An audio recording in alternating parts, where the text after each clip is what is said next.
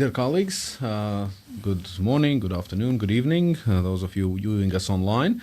It is my utmost pleasure to inform that the Latvian Institute of National Affairs has the honor to organize and host a discussion with His Excellence Dr. George Vella, the President of the Republic of Malta, also former Deputy Prime Minister of Malta, 2 times Minister of Foreign Affairs of Malta, and latest was in 2017 when you left the office. My name is Dr. Karlis Bukovskis. I am the Director of the Latvian Institute of National Affairs, and I will be moderating this discussion. Dr. Vella, we are sincerely grateful that you agreed to this discussion. Thank you for the invitation. Well, we're more than happy that as part of your official visit, you also chose the Institute as one of the places to visit. Although Latvia and Malta are countries on the opposite sides of the poles, meaning in this case we are the European Union poles, right? We are at the North Pole of the European Union, you are at the South Pole, and as small countries we share a lot of similarities, a lot of vulnerabilities and challenges. We have also a common history of EU accession, and first of all, of course, the Euro introduction, and now we're also facing the geopolitical threats caused by Russia, and we're doing it together, and the geopolitical threats caused by Russia to the stability of the world in general. And yesterday, you both with President Egils Levits in the Republic of Latvia agreed that more engagement with the global South is important, right? And the reason is basically that the understanding of the rule of law and multilateralism is the modern way of interstate relations, and therefore, if you allow me, I would like to start with the question on our common home, the European Union. Okay. In this case, European Union is the most advanced and rule of law managed multilateral organization in human history.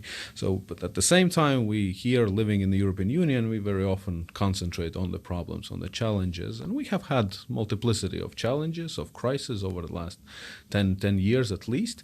So in your mind, what are the things that we absolutely had to learn from these crises that we faced? Which are the things that we need to take into account for our future building of the European integration project? Thank you very much. Thank you for the invitation. I have to start off by saying quite clearly and without any hesitation that before accession, that's 2004, I was one of the Eurocritical persons. And I have to say, I say it because this gives it more value, that after all these years as members of the European Union, I now realize that the total end sum of that, of membership, is positive.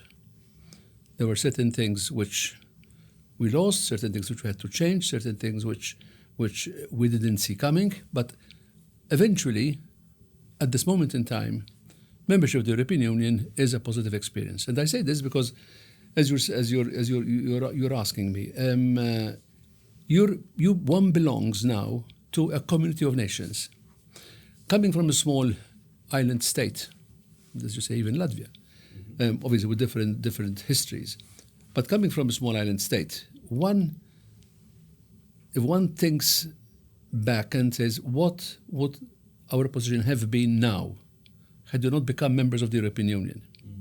Sitting in a turbulent sea with all its problems and its all its difficult politics. So let's say this is a positive experience. Now you're asking what could have been done better, or else what are the benefits, as I understood correctly. Mm-hmm. The benefits, obviously, as I said, belonging to a multinational organization. Not only developing a sense of belonging, but also at the same time facilitating the relationship between member states in that same union. For example, I'm visiting Latvia because obviously I've been meeting with your foreign minister for many years before, your president. We've done the same thing with Estonia. We do it on a regular basis. We receive and we visit ourselves. That is one thing. The other hand is that apart from facilitating relationships between members of the same union, it also makes possible our presence as a union, therefore giving us more strength to deal with other organizations. ASEAN, for example, United Nations. you name it, there are so many League of Arab States. There are many organizations that obviously deal as an organization to an organization. That is very, very important. Another thing that that sticks out is the fact that we have had, all of us, to adapt to certain standards. Some people might complain because the European Union could be too stringent, but that is the way to impose standards or to see that things are done in the same way. Obviously, we have to see that if it is at all possible, we have the same standards all over the European Union, hopefully, eventually, after a number of years, and that one expects to have the same treatment and the same rights and privileges moving from one country to the other. That is one of the benefits. Apart from that, we have not to forget the fact that there is also the issue of funding. Funds played and still play a very important role in the formation of the European Union. Certain countries benefited much more than others, especially those countries that were coming out of a dictatorship. Portugal comes to mind. It was a success story immediately after they became members of the European Union, and even before, because there were the pre-accession funds that actually helped the country to prepare itself for membership. On the other hand, there is also the issue of support. When a country falls foul of some disaster or something, there is always we know that we're going to be supported. And I'm not referring to war like Ukraine, which is not a member. I'm referring, for example, to the collapse of the banking system way back in Greece, Cyprus. And all the countries were expected to actually help those economies, which means that there are these benefits. The benefits of not seeing your policy in isolation as an island state of 500,000 persons or whatever, but as being part of a union which, as I'm saying, has got its benefits.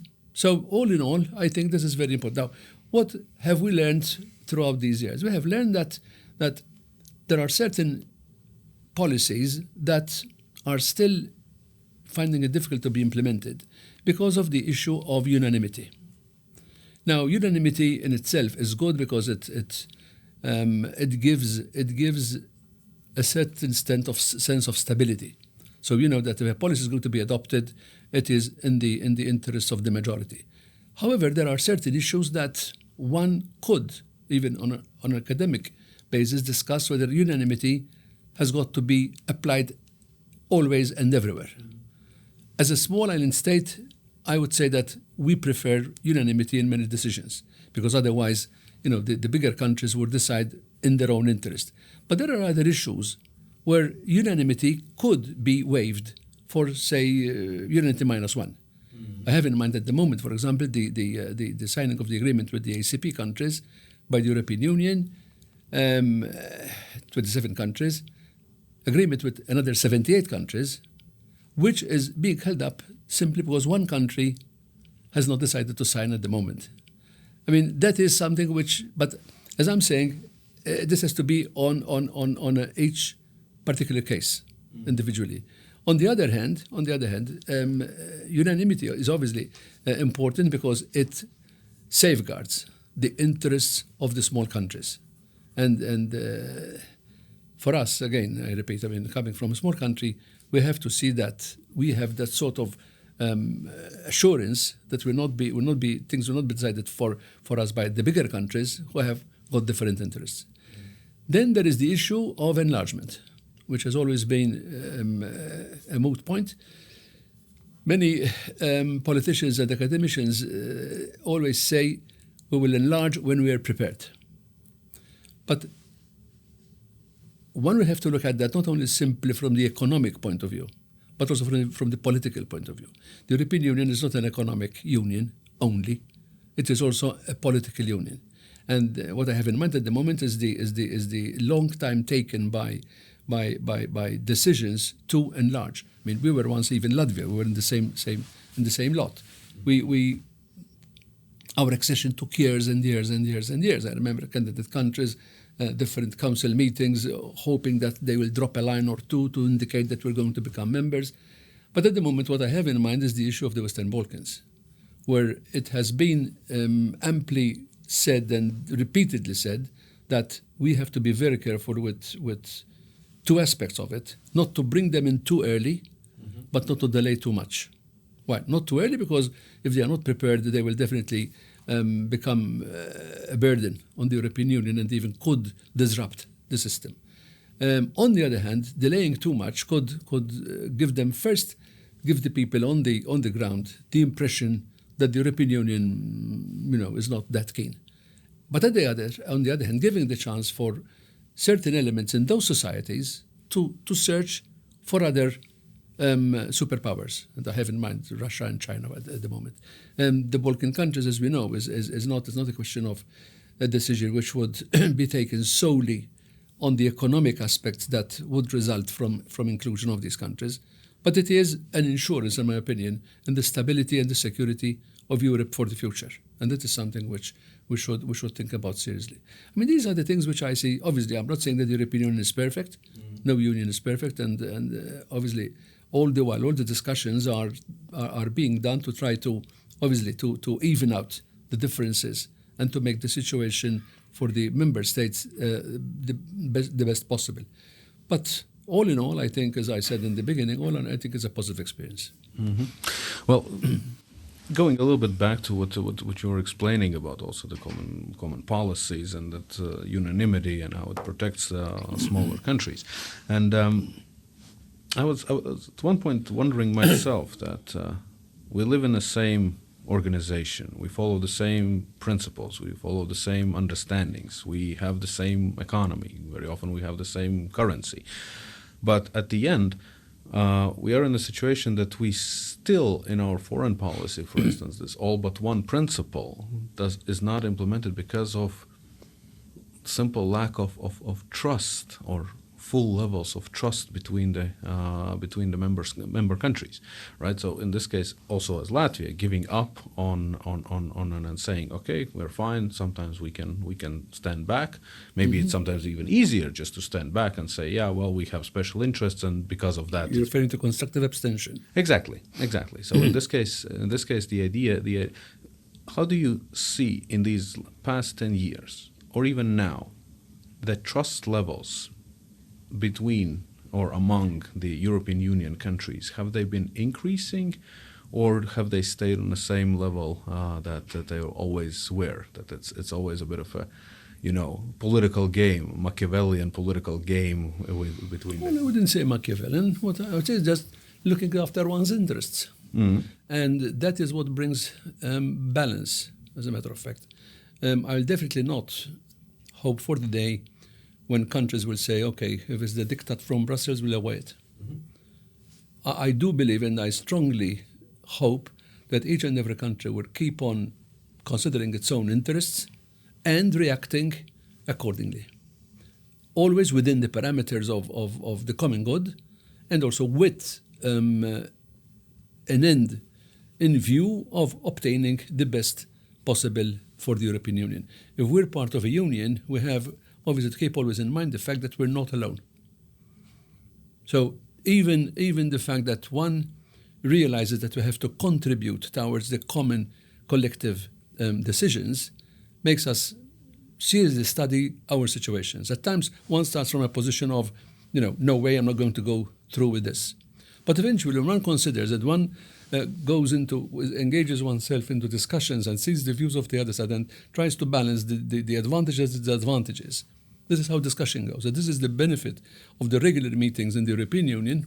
I mean, I've got experience of that in the foreign ministers' meetings. When I can say there were occasions when you start, on one foot, and then all of a sudden you start being convinced gradually that the end result would be beneficial if you were to at least, change a little bit your position.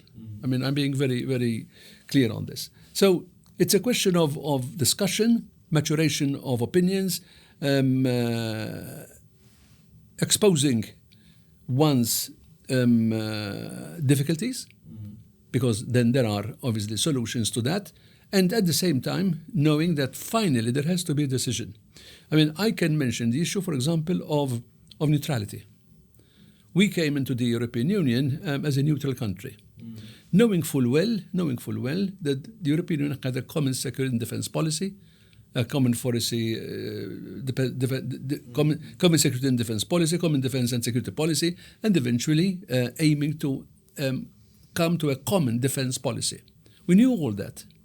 But we saw that before us there was Sweden, there was Finland, there was Austria, who had themselves adapted to the situation within the European Union, and the European Union itself adapted itself, its common foreign security policy, to the policies of these countries, which was a sort of cross-fertilization. So we were seeing these models, and we were sure that during negotiations, our neutrality will be kept and will be respected, as it is till this very day. Mm. Now, one might say, is it valid today? Will it be valid tomorrow? What I can say is still today it is valid.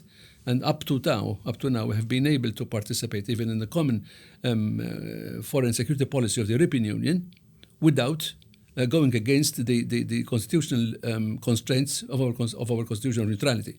So it's a question of adaptation. This is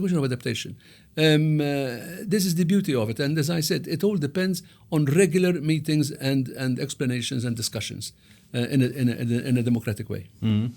Well, it's wonderful that you brought up the issue of foreign policy and security policy strategies and vectors of small countries and this adapting to the changes which are taking place. So 2022 was a breaking point. It's a watershed moment in many regards. Of course, we're talking about Russia's continued or escalation of the attacks on Ukraine. You mentioned Sweden and Finland, and of course, again, two countries for which the non-alliance or neutrality policies have been important. They have changed. Because of that, they have changed. There are multiple other changes. We have seen European Union starting to provide basically military assistance to one of the sides. You have seen also the Baltic states and here in Latvia taking a clear position on Russia and getting rid of the remaining legacies of the Soviet Union. So in this case, when we're looking now currently in the future at European Union and Russia relations, how do you see them developing? Do you have a... Well, this is a tough question in the sense that it all depends on what Russia will be doing. And nobody up to now has come out with any, authoritative or reliable prognosis of what's going to happen. It all depends on this one single person, on his whims, and on the fact that he rules the roost, as they say.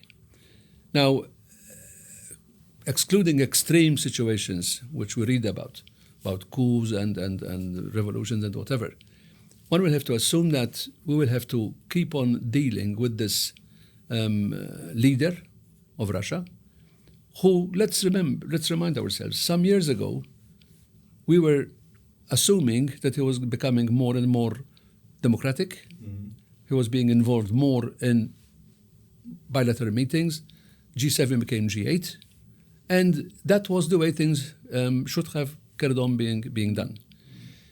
In my opinion, the worst thing that could happen were to, one, when the United States simply did not react during the war in Syria, when chemical weapons were used, in spite of promises that would be a double red line, nothing happened. Nothing happened. And we provided the space for Russia to move in. The vacuum was filled by Russia. The other issue was when Russia invaded and took over Crimea. We didn't do anything. Mm-hmm. We just lamented the fact. We expressed the usual condemnation, but that's it. And I think that whetted the appetite of Putin. He tested the grounds, he tested the waters, he saw that it was safe to do whatever he did.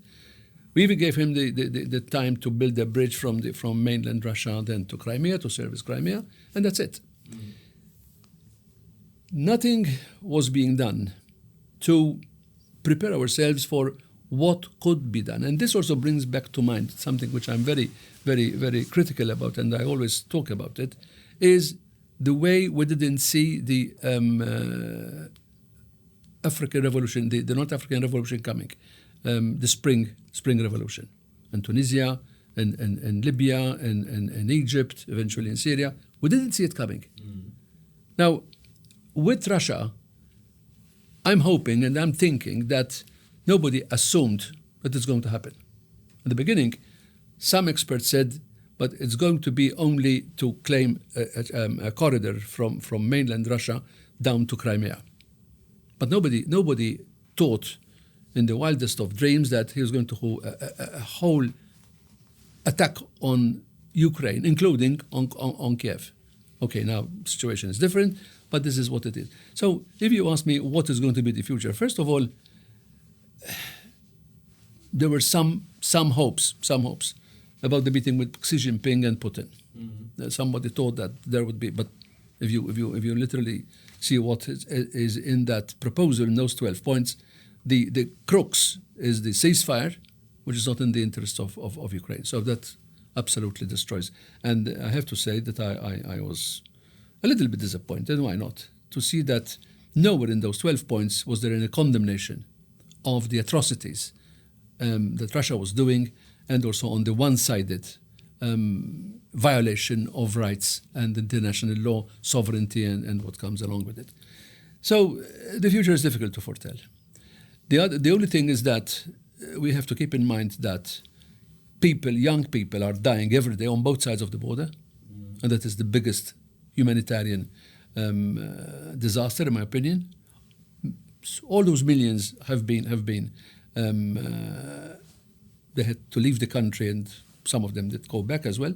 But the hope is that it will not escalate. Let's start from there. That it will not escalate. But how long is it going to keep on providing arms, providing tanks, providing ammunition against Russia? How long is Putin's patience going to keep? I'm not saying that he should retaliate, but what I'm saying is that, from the human point of view, there has to be a reaction. Now, if there's not going to be some, radical solution, radical proposal, which would be accepted by both sides, I don't see a way out of this for the time being. And my gut feeling is that we can carry on, at least as I see it, more than another year, as we're doing at the moment, and then most probably there will be I don't know what to do, because how long are we going to keep on providing ammunition from both sides? From both sides. Obviously, one of the things that we have kept a very watchful eye on is the fact whether China is going to supply arms to Russia. We don't know. So this is a scenario which has to be kept under the lens, under the microscope continuously, and we have to react accordingly. But in my humble opinion, I think that as a European Union, we can as much as possible try to play, I wouldn't say the mediator, because mediation is something which has to be accepted by both sides. But we have to keep on clamoring on the return to democracy, the return to respect of sovereignty, and also the return to respect human beings. Because after all, it's the young people at the frontier who are giving, making themselves human sacrifice. For what? Because at the end of the day, what are we going to achieve? It was going to be lost. We've seen it, the war going on for months, these last months, during the winter period, and all reports say that the front hasn't moved an inch. So it's just killing people, destroying property.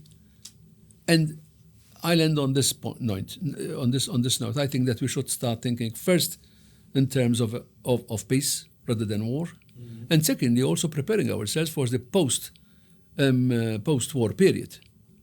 Post-war period of rehabilitation, psychological repair of the damage that has been done to the population, the young people, the children that have been growing in these years with the trauma that they've been through, and also the physical rebuilding of the infrastructure and all that has been destroyed in Ukraine, which is one big disaster.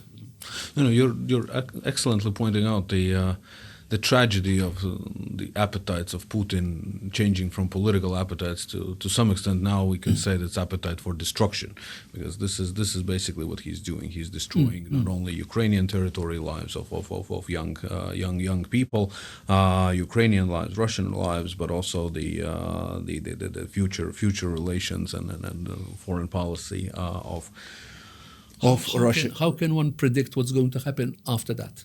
Exactly, but That's difficult. taking into account this appetite for destruction that he has, we have seen hybrid war type of attacks, inventive meddling into the European Union countries, and we are continuously seeing this. We also see how Russia is reacting to many situations that are taking place. Also with Finland and Sweden moving closer to the European Union, or again in other countries. Do you think we are solidar on this issue? Do we have solidarity in the European Union, that we understand that there are external meddling which is taking place and the countries need to react to this, and they are reacting to this, and we're going to be supporting each other no matter what, so to speak? I'm not an expert on this, but I get the impression that there is solidarity. Yeah. And I want to discard some voices that say that certain countries could be helping Russia by buying oil under subterfuge, and I mean, let's not think about that. But the important thing is that solidarity is of the utmost importance. I mentioned what we did when there was the bank collapse. You might say that's nothing to do with, but even here, I mean, we've seen solidarity with the Ukrainian people in all countries, even in Malta, I mean, which is so far south. We also had our share of Ukrainian refugees coming to us. Most of them returned back, but we also faced that. The European Union has learned that if it's not solid and united, things will not develop. We've seen the solidarity that the European Union countries showed in the issue of Brexit. I wouldn't say against the United Kingdom, but in confrontation with the demands that the United Kingdom was doing. And there we saw complete uniformity. So I assume and hope that the European Union will keep a solid front on this, obviously in cooperation with the United States of America, because obviously they are very important even as far as the supply of armaments and ammunition. But one hopes that we will not end up with a stalemate and stop at that and only keep it going by simply butchering more and more people at the front with no gains or losses. That will be the most disastrous scenario that I can imagine. It will be a war of attrition, sort of, but with no end in sight and no progress or regress. Well, on the subject of solidarity, and we're quickly running out of time. One last question, which I wanted you to answer, maybe in a lighter mood than war in this situation. Our people in Latvia, your people in Malta, we have distance, and we have also distances in a number of sunny days. So in this case. You get 300 sunny days a year, right? We get maybe half of that only, right? And so in this case, for the most of the people, send some through optic fiber or something. Yes. And so in this case, most of the Latvians, of course, in this case, see Malta as a place where to go for tourist visits, for relaxation and everything else. But of course, there are, as each country, you have some worrying elements in your own country which you want solidarity on. You have been solidar with us. So what would you like the Latvian population to keep in mind where we have to be absolutely solidar with you? Our main concern is migration. We are the country which is further south of the European Union. We're closest to the African continent. We've had traditionally very, very good diplomatic relations with the North African countries, but then obviously we started developing a policy of being even more conscious of the countries south of these countries, which we used to call the neighbors of the neighbors. Why? Because most of the problems were coming not from these countries before the Arab Spring, but from the countries in the Sahel region in Central Africa.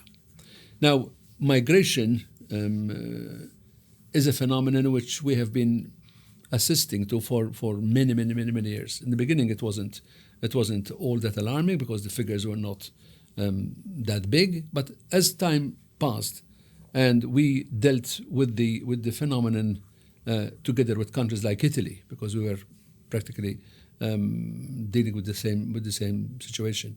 When things started becoming more robust and the numbers were increasing, and we saw that the phenomenon was the result of organized human traffickers from the other side, and there was a flow. We came to know that there was a flow of migrants coming from countries like Chad, like Niger, coming through southern borders of Libya. In Libya, eventually, unfortunately, following the Arab Spring, it became, there was no real control, and everybody was passing through and coming to the northern borders to cross the Mediterranean, which, as we have been hearing repeatedly, has become practically a cemetery for illegal migrants, because it's very, very dangerous, especially when these are put on rickety boats which are not seaworthy at all, and we know what happens. Now, when we say we wish that there was more consciousness from the other European Union countries and solidarity, we mean one thing. Our country is so small, it's 330 square kilometers, with 500,000 population. But even that alone makes it impossible for us to absorb all the people that could come on our shores. Because there is a carrying capacity, there is a saturation point, and all we say is that we do shoulder the responsibilities put on us by international law of rescuing people from the sea, rescuing people from drowning. That is, there is no argument about that. Our concern is, what do we do with those that eventually qualify as refugees or people who have the right for international humanitarian protection? What do we do with them? I mean, our request has always been to the other European Union countries, please help us with this. This was before Syria happened. This was before Ukraine, which created other migratory waves. But when it was simply the migration coming from Africa, we were telling the others, look, let's come to an agreement so that there will be a proportionate distribution of those who qualify in the European Union countries. This is something which never happened, in spite of reports, in spite of pacts being written, in spite of everything. And lately we have been modifying to a certain extent our request, in the sense that we're not expecting that all the countries will sign on the dotted line. I mean, we don't need to have the other 26 countries to do it. If there are 15, 20, 22 countries that are willing to do a voluntary redistribution amongst themselves of the people who qualify for asylum, then it will be God-given. Because if there are 200 migrants arriving, and we know that if they all qualified, for argument's sake, we're going to distribute those between 20 countries, it's 10 each. 10 is not 200. And the problem is, this is not a one-off. This is something which has been coming. They are coming at the moment, and they will keep coming. Because we're talking about the end result of a phenomenon. This is not the phenomenon itself. This is the end result of our policies towards Africa, our past history with Africa, and about the lack of development in Africa, about the lack of industrialization, and unfortunately also what could be another driving force is climate change in Africa. Because if there is more desertification, more crop failure, less water, people will move.